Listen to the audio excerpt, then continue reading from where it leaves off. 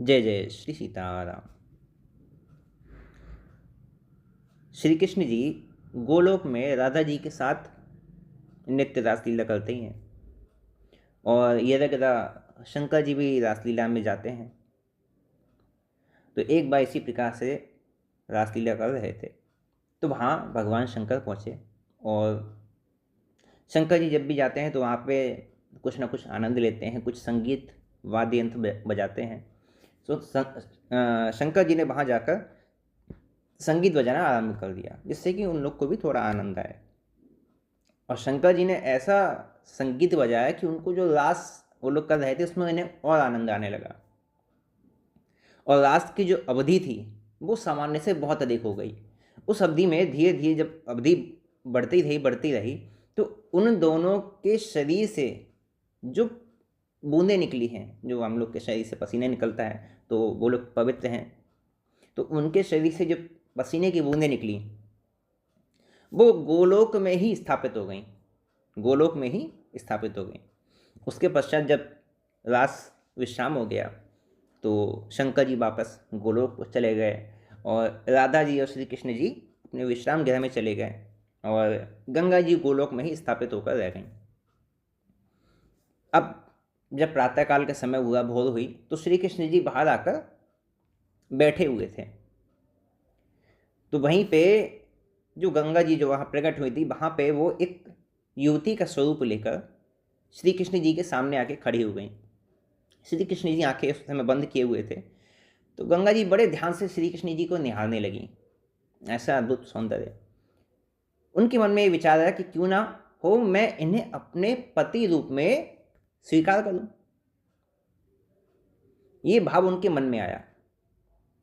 वो श्री कृष्ण जी के स्वरूप को निहार ही रही थी, इतने में राधा जी वहां पे आ गई और वो जहाँ पे जिस स्थान पे बैठ के स्वरूप को निहार रही थी, श्री कृष्ण जी के पास ही बैठी थी, वो अपना स्थान छोड़ दिया, सामने खड़ी हो गई और राधा जी वहाँ पे आकर बैठ गई। राधा जी बहुत ध्यान से देख रही थी कि गंगा जी कैसे श्री कृष्ण जी की ओर देख रही हैं।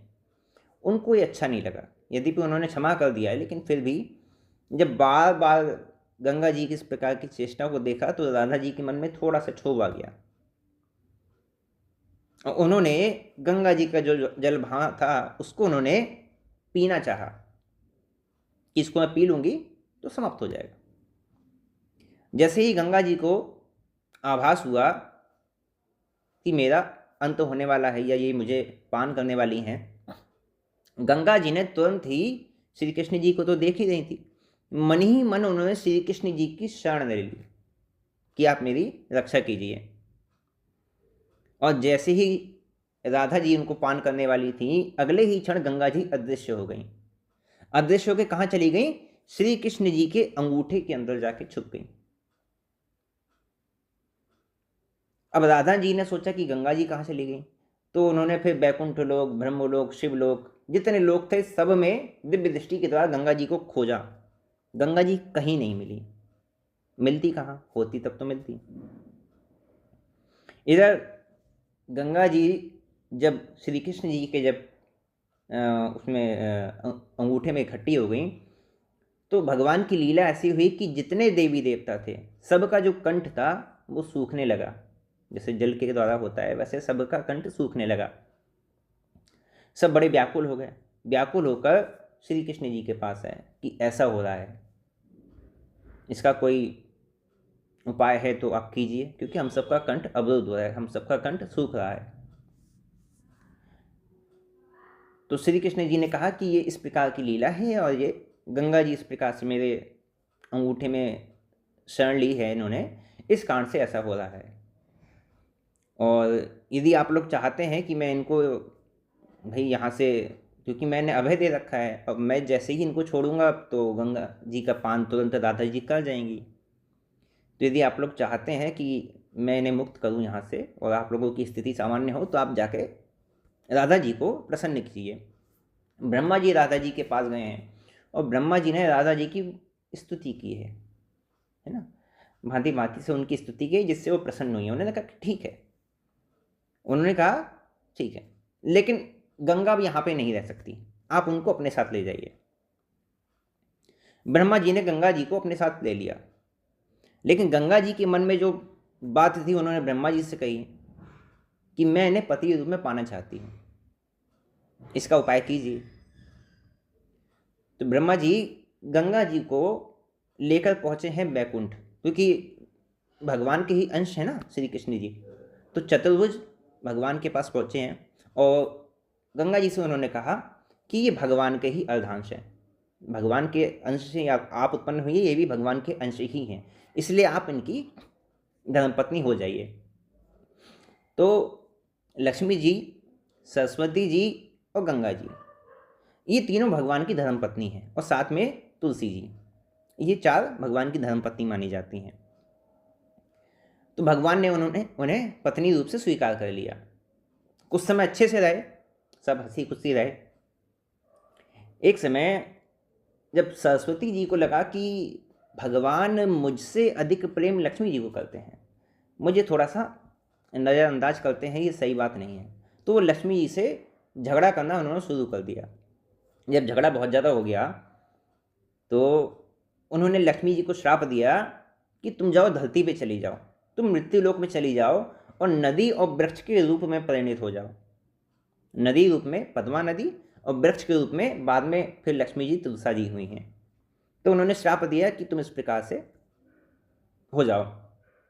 इधर पीछे गंगा जी सेवन कर रही थी, तो लक्ष्मी जी को तो क्रोध नहीं आया, लक्ष्मी जी तो शांत स्वरूप हैं, लक्ष्मी जी को क्रोध नहीं आया, लेकिन सरस्वती जी के इस प्रकार से कहने पर गंगा जी बहुत क्रोधित हो गई। क्रोध में उन्होंने कहा कि तुम उन्हें इस प्रकार से श्राप दे रही हो, तुम स्वयं मृत्यु लोक में जाके निवास करोगी, तुम स्वयं मृत्यु लोक में जाके निवास करोगी। सरस्वती जी को क्रोध आया, उन्होंने कहा कि मैं तो केवल मृत्यु लोक में जाके निवास ही करूंगी, मृत्यु लोक के जितने पापी हैं वो सब जाके तुम्हें अपने पाप छोड़ेंगे, तुम्हें अपने पाप छोड़ेंगे, तुम मलिन हो जाओगी। मतलब इस प्रकार से उनका कहना था कि मैं तो केवल जाके निवासी करूंगी तुम्हारे श्राप से, लेकिन पृथ्वी के जितने पापी हैं वो सब तुम्हारे अंदर ही स्नान करेंगे। जब वाद विवाद ज़्यादा हुआ तो तुरंत भगवान वहाँ पे आए, भगवान ने सबको शांत किया, भगवान ने सबको शांत किया। लेकिन भगवान ने कहा कि देखिए अब आप तीनों तो अब यहाँ पे नहीं रह सकते, तीनों अब यहाँ पे आप लोग नहीं रह सकते, क्योंकि भगवान की जब भी धर्मपत्नी आप सभी ने देखी होगी तो लक्ष्मी जी को ही देखा है, जबकि ये चार है। तो भगवान ने कहा कि आप लोग यहाँ पे नहीं रह सकते। तो जो सरस्वती जी थी, भगवान ने कहा कि एक अंश से आप तो मृत्यु लोक में जाएंगी, एक अंश से आप मृत्यु लोक में जाएंगी, एक कला से, बाकी अपने पूर्ण स्वरूप में अब ब्रह्मा जी के साथ रहेंगी। ठीक, सरस्वती जी को कर दिया। गंगा जी से कहा कि आगे जैसी भी लीला होगी आपको भी अपनी एक कला से पृथ्वी लोक पर जाना होगा और अपनी पूर्ण स्वरूप में बाद में आप शंकर जी के पास शिवलोक में रहेंगी। लक्ष्मी जी के लिए कहा कि श्राप आपको ही मिला है, आप भी श्राप से ऐसा तो नहीं बची हुई हो, श्राप आपको भी मिला है, तो आप आने वाले समय में जो शंकर जी का जब अंश से उत्पन्न हुए थे जलंधर, तो भगवान ने कहा कि आप उनकी धर्मपत्नी के रूप में आप जन्म लेंगी और वहाँ पे फिर आप वृक्ष रूप में परिणित होंगी, है ना, और मैं आपको पत्नी के रूप से स्वीकार करूँगा।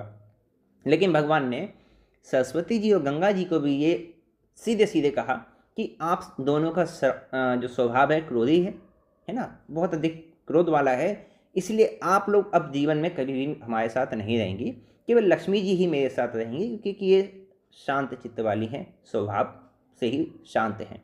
तो आने वाले समय में जो आदर्श स्त्री है, आदर्श पत्नी की जो एक बात कही जाती है, वो जो सब नारियां हैं वो माता लक्ष्मी को देखकर इससे प्रेरणा लेंगी। यदि आप लोगों को देखेंगी तो और ज़्यादा लड़ाई झगड़ा होना शुरू हो जाएगा।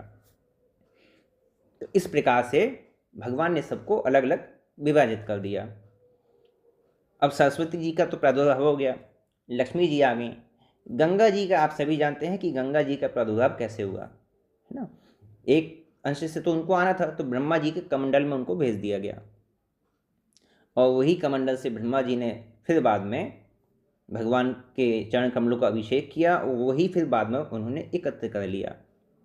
अब गंगा जी के जब जाने की बात आई भगीरथ जी के साथ में, तो गंगा जी ने कहा कि प्रभु जाने में मुझे कोई बात नहीं है, चले हम जाएंगे, लेकिन पृथ्वी के इतने पापी हैं, है ना, उन सब के पाप हमको धोने हैं, तो हमारी शुद्धि कैसे होगी? और ये आपसे जो हमारा वियोग है, ये आपसे हमारा वियोग कितने समय तक रहेगा, वो आप एक समय निर्धारित कर दीजिए कि इतने समय आपसे हमारा वियोग रहेगा। तो भगवान ने कहा कि धरती के सभी पापी आपके पास आएंगे, उनके पापों की निवृत्ति होगी, लेकिन जो मेरे पावन भक्त हैं, जो मेरे नाम का स्मरण करने वाले हैं, जो मेरे नाम का कीर्तन करने वाले हैं, जब वो तुम्हारे जल में स्नान करेंगे, तब संसार के जितने पापी के पाप तुम्हारे जल में मिले हुए हैं, उन भक्तों के स्पर्श मात्र से तुम उन पापों से मुक्त हो जाया करोगी। ये भगवान ने गंगा जी से कहा। और अवधि के लिए भगवान ने कहा कि जब कलयुग के जब 5,000 वर्ष व्यतीत हो जाएंगे, तब पुनः आपका फिर वैकुंठ लोक में आगमन संभव होगा। कलयुग के 5,000 वर्ष, तो अभी तो मैं समझता हूँ कि कलयुग के एक अवधि यदि निकाली जाए तो 5,000 वर्ष की बात कही गई है, और लगभग कहा जाता है कि 5,500 वर्ष हो चुके हैं, है ना। और यहाँ पे 5,000 वर्ष की बात भगवान ने कही, और एक जगह आता है कि भगवान ने 10,000 वर्ष की बात कही है। ये जो कथा आती है, ये आती है ब्रह्म वैवर्त पुराण में, और दूसरे पुराण में जो कथा है वहाँ पे 10,000 वर्ष की बात कही गई है। अब दोनों बातें मैं आपसे कही, और गंगा जी के प्रादुर्भाव की भी बात बताई, और इसके अलावा भगवान ने गंगा जी के बारे में और भी बातें कहीं। और भगवान ने गंगा जी के द्वारा किस प्रकार से मुक्ति होती है, किस प्रकार से कौन गंगा जी में स्नान करने के बाद कितने समय तक भगवान के लोक का अधिकारी होता है, और किस किस परिस्थिति में उसको गंगा जी के द्वारा भगवान के लोक की प्राप्ति होती है, इसको मैं आपको कल बताऊंगा, ठीक है। क्योंकि पहले से ही समय अधिक हो गया है, इसलिए कथा को मैंने बहुत अधिक न खींचकर संक्षेप में ही आप सभी को सुनाया, ठीक है। विश्राम करते हैं कथा को। जय जय श्री सीताराम।